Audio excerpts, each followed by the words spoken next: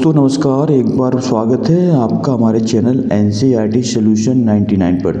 दोस्तों जैसा कि आपका जो है 6 नवंबर को कक्षा 12वीं का लेखा शास्त्र दोस्तों अकाउंटेंसी का पेपर है। तो दोस्तों इसी पेपर को ध्यान में रखते हुए हम आज एक प्रैक्टिस सेट को हल करेंगे दोस्तों, लेखा शास्त्र के पेपर प्रैक्टिस सेट को। और दोस्तों ये प्रैक्टिस सेट्स जो है आपको जो है अर्धवार्षिक परीक्षा और वार्षिक परीक्षा दोनों के लिए दोस्तों बहुत ही महत्वपूर्ण साबित होगा। दोस्तों इस प्रैक्टिस सेट को हल करने से सर्वप्रथम आपका आत्मविश्वास में वृद्धि होगी, सेल्फ कॉन्फिडेंस बढ़ेगा और बच्चों आपको परीक्षा के पैटर्न की जानकारी मिलेगी कि दोस्तों प्रश्न किस प्रकार के पूछे जाते हैं। तीसरा दोस्तों आपको टाइम मैनेजमेंट और समय प्रबंधन की भी जानकारी पता चलेगी और दोस्तों परीक्षा में दोस्तों प्रश्नों का कठिनाई का स्तर वो भी पता चलेगा। तो दोस्तों स्टार्ट करते हैं आज के सेशन को बिना देरी किए। दोस्तों अगर आप हमारे चैनल पर बच्चों नए हैं तो आपसे विनम्र निवेदन है कि आप हमारे चैनल को सब्सक्राइब कर दें और इस प्रश्नोत्तरी को शेयर कर दें ताकि और भी लोग दोस्तों इसका लाभ ले सकें। तो देखते हैं आज का प्रश्न क्या। पहला प्रश्न सही विकल्प से संबंधित है। इसमें क्या पूछा गया है? पहला प्रश्न पूछा गया दोस्तों सही विकल्प से संबंधित है। साझेदार का फर्म से संबंध बताना क्या होता है? स्वामी और सेवक का, प्रबंधक का और एकाधिकारी। तो दोस्तों ये लेखा शास्त्र का पेपर है, अकाउंटेंसी का। तो इसमें बताना दोस्तों साझेदार का फर्म से क्या संबंध होता है। तो दोस्तों जो साझेदार का जो फर्म से संबंधित होता है वो होता है दोस्तों हमारा स्वामी और सेवक का होता है। इसका राइट आंसर दोस्तों ए है। इसके बाद दोस्तों दूसरा प्रश्न देखते हैं क्या पूछा। ख्याति क्या है? एक चल संपत्ति है, एक स्थायी संपत्ति है, एक मूर्त संपत्ति है या एक दोस्तों कृत्रिम संपत्ति है। तो दोस्तों जो ख्याति है एक मूर्त संपत्ति है। इसका राइट आंसर दोस्तों सी है। इसके बाद तीसरा देखते हैं नए अनुपात से पुराना अनुपात घटाने पर कौन सा प्राप्त अनुपात क्या कहलाता है। दोस्तों बताना नए अनुपात से जब पुराना अनुपात घटाया जाता है तो जो प्राप्त अनुपात होता है वो कौन सा अनुपात कहलाता है? त्याग अनुपात, समान अनुपात, लाभ अनुपात या हानि अनुपात। तो दोस्तों इसका जो राइट आंसर है दोस्तों वो है लाभ अनुपात। जब नए अनुपात से पुराने अनुपात को घटाया जाता है तो दोस्तों हमें प्रॉफिट रेशियो प्राप्त होता है। इसका राइट आंसर दोस्तों सी है। इसके बाद दोस्तों प्रश्न क्रमांक चौथा देखते हैं। चौथा में क्या पूछा गया है? तो दोस्तों प्रश्न क्रमांक चौथे में पूछा गया प्रतिभूति प्रीमियम क्या है। दोस्तों बताना प्रतिभूति प्रीमियम क्या है, इसको बताना है। पूंजीगत लाभ है, आगमगत लाभ है, पूंजीगत हानि है या दोस्तों आगमगत हानि है। तो दोस्तों इसका जो राइट आंसर है दोस्तों वो प्रतिभूति प्रीमियम जो है एक दोस्तों पूंजीगत लाभ के अंतर्गत आता है। इसको आप अच्छी तरह से याद रखेंगे। इसके बाद दोस्तों पांचवा प्रश्न पूछा गया है चिट्ठे को क्या कहा जाता है। दोस्तों चिट्ठे को यहाँ पे बताना क्या कहा जाता है। तो दोस्तों इसमें 4 ऑप्शन दिए हैं, संपत्ति विवरण, दायित्व विवरण, स्थिति विवरण और दोस्तों अन्य विवरण। तो दोस्तों जो चिट्ठे को जो है वो कहा जाता है दोस्तों स्थिति विवरण। इसका राइट आंसर दोस्तों। इसके बाद दोस्तों आदर्श तरल अनुपात होना चाहिए। दोस्तों प्रश्न में पूछा गया है आदर्श तरल अनुपात कितना होना चाहिए? 1:2, 2:1, 2:3 या 1:1। तो दोस्तों जो आदर्श तरल अनुपात होता है दोस्तों वो होना चाहिए 2:1 का रेशियो होना चाहिए। दोस्तों ये आइडियल लिक्विड रेशियो होता है। ये आइडियल लिक्विड रेशियो जो होता है वो 2:1 के रेशियो में होता है। इसको आप अच्छी तरह से याद रखेंगे। इसके बाद दोस्तों दूसरा प्रश्न जो है रिक्त स्थान की पूर्ति से संबंधित है। तो दोस्तों इसमें पूछा गया है साझेदार बनने के लिए दोस्तों बताना साझेदार बनने के लिए कौन सी व्यक्ति में कौन सी योग्यता होनी चाहिए। तो दोस्तों साझेदार बनने के लिए व्यक्ति में समझौता करने की योग्यता होनी चाहिए। कौन सी योग्यता दोस्तों? इसका राइट आंसर है समझौता।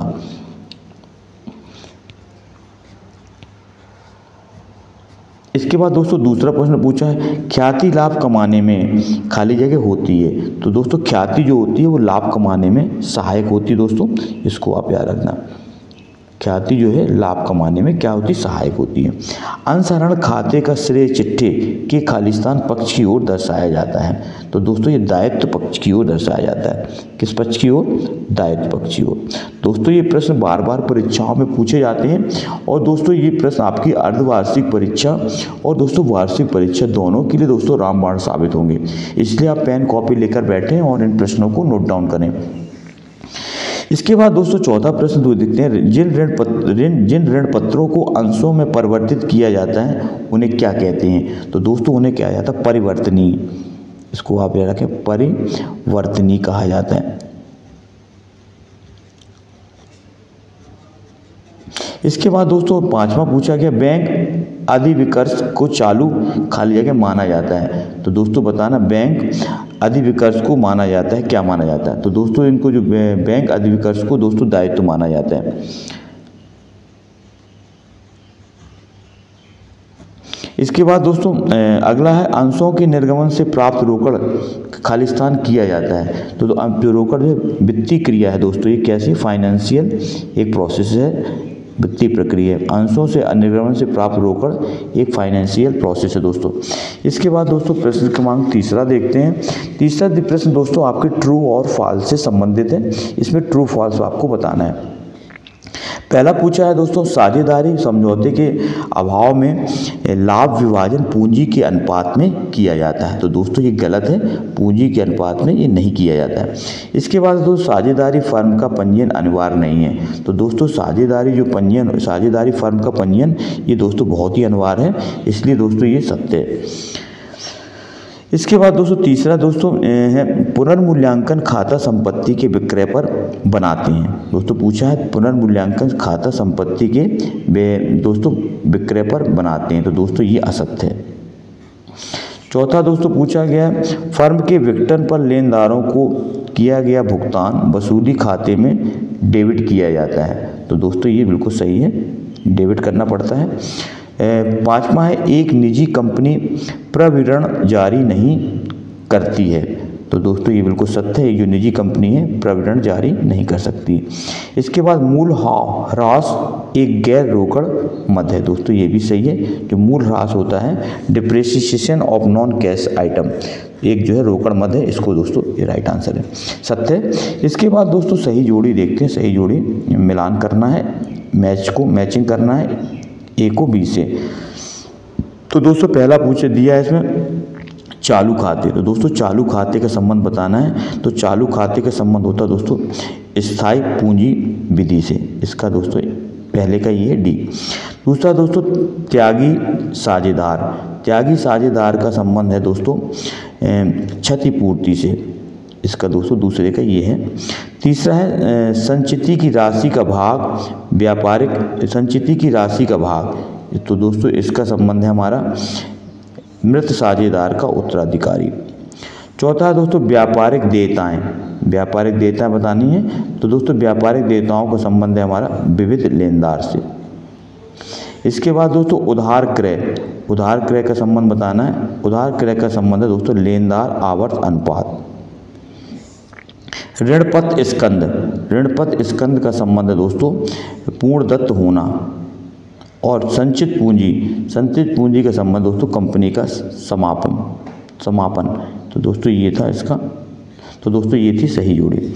इसके बाद दोस्तों अगला है, पूछा गया एक वाक्य में उत्तर दीजिए। तो दोस्तों बताना, एक फार्म में साझेदारों की अधिकतम संख्या कितनी हो सकती है? तो दोस्तों एक फार्म में साझेदारों की जो अधिकतम संख्या होती है वो 50 हो सकती है। साधारण व्यवसाय के लिए 50 और दोस्तों बैंकिंग व्यवसाय के लिए 10।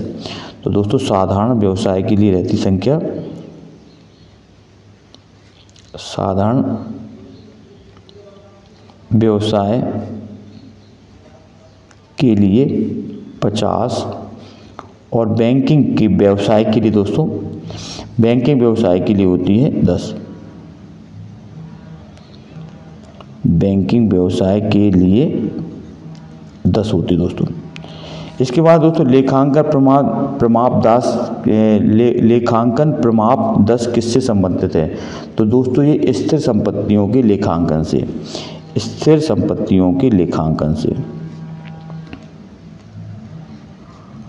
स्थिर संपत्तियों के लेखांकन से। स्थिर संपत्तियों के लेखांकन से। कंपनी के आंतरिक प्रबंध से संबंधित प्रलेख को क्या कहते हैं? तो दोस्तों इसे कहते हैं अंतर नियम। इसको आप याद रखें, अंतर नियम कहा जाता है दोस्तों। कंपनी के आंतरिक प्रबंध से संबंधित प्रलोक को अंतर नियम कहा जाता है। जब्त किए गए अंशों का विक्रय क्या कहलाता है? तो दोस्तों ये कहलाता है पुनर्निर्गमन।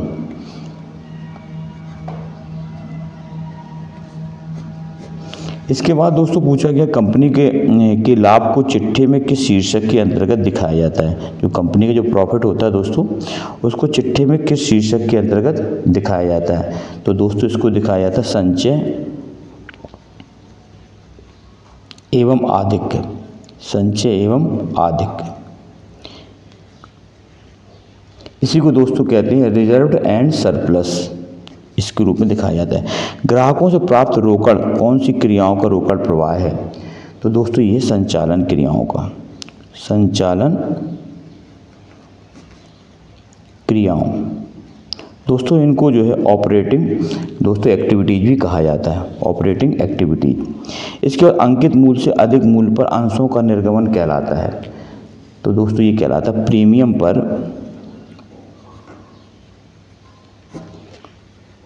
अंशों का निर्गमन,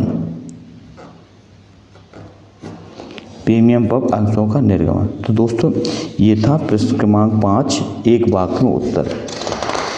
इसके बाद दोस्तों प्रश्न क्रमांक 6वां देखते हैं। 6वें में क्या पूछा गया है। दोस्तों सभी प्रश्न बहुत ही महत्वपूर्ण हैं। इन प्रश्नों को आप एक कॉपी पेन में लिखकर कॉपी में लिख लें और बार बार आप अभ्यास करें। 6वां पूछा गया दोस्तों साझेदारी संलेख से क्या तात्पर्य है। What is the partnership deed. Firm से क्या आशय है। What is the meant by firm. एक साझेदार के निवृत्त होने के लिए 2 कारण बताइए। Mention any 2 reason for the retirement of a partner. आंतरिक कोष से क्या आशय है। वसूली खाते को समझाइए। फर्म के विघटन के समय कौन कौन से खाते खोले जाते हैं और न्यूनतम अभिदान का क्या आशय है। अधिकृत पूंजी किसे कहते हैं। दोस्तों ये न्यूमेरिकल है, इसकी प्रविष्टियाँ करनी है। एक कंपनी ने 100 रुपये और 15,000 समता अंश जनता में निर्गमित किए। संपूर्ण राशि का एक मुश्त हो गई है। कंपनी की पुस्तकों आवश्यक पंजीय प्रविष्टियाँ की करना है। दोस्तों स्कंद क्या है। What is the stock. और अंशों के समर्पण से क्या अर्थ है। अंशों के हरण का तात्पर्य बताइए। दोस्तों ये इसके बाद है 12वां पूछा गया है चालू अनुपात और तरल अनुपात में 2 अंतर बताना है। Right any 2 difference between current ratio and liquid ratio. शुद्ध लाभ अनुपात की गणना करना है। गैर रोकड़ मदें क्या होती हैं। रोकड़ बहिर्वाहक से क्या आशय है। परिवर्तनशील ऋणपत्र से क्या तात्पर्य है। इस तरह दोस्तों ये न्यूमेरिकल है। अवशिष्ट याचना से क्या तात्पर्य है। अग्रिम याचना का अर्थ बताइए। ख्याति की उत्पत्ति से कोई 3 कारण लिखिए। इसके बाद दोस्तों 16 जो है ये दोस्तों इसमें न्यूमेरिकल है और इसमें आपका रिजल्ट ऑफ चेंज बताना है। इसके बाद प्रश्न क्रमांक 17 देखते हैं। 17 में क्या पूछा गया। 17वां दोस्तों प्रश्न पूछा गया है, ये भी न्यूमेरिकल है। इसको आप देख लें अच्छी तरह से और इन प्रश्नों को दोस्तों बार बार अभ्यास करें ताकि आप परीक्षा में अच्छा स्कोर प्राप्त कर सकें। अंशपत्र और ऋणपत्र में कोई 3 अंतर लिखना है। निम्नलिखित मदों को कंपनी के स्थिति विवरण में किस प्रकार दर्शाया जाता है। दोस्तों ये इसको आपको हल करना है सवाल को। कंपनी अधिनियम 2013 के अनुसार कंपनी के चिट्ठे के समता एवं दायित्व पक्ष के प्रमुख शीर्षकों के नाम लिखना है। इसके बाद दोस्तों प्रश्न क्रमांक नेक्स्ट देखते हैं। प्रश्न क्रमांक अगला है 20वां। ये दोस्तों न्यूमेरिकल है, इसको आप देख लें। और त्याग अनुपात और लाभ अनुपात में अंतर बताना है। अंशों के हरण की प्रक्रिया लिखना है।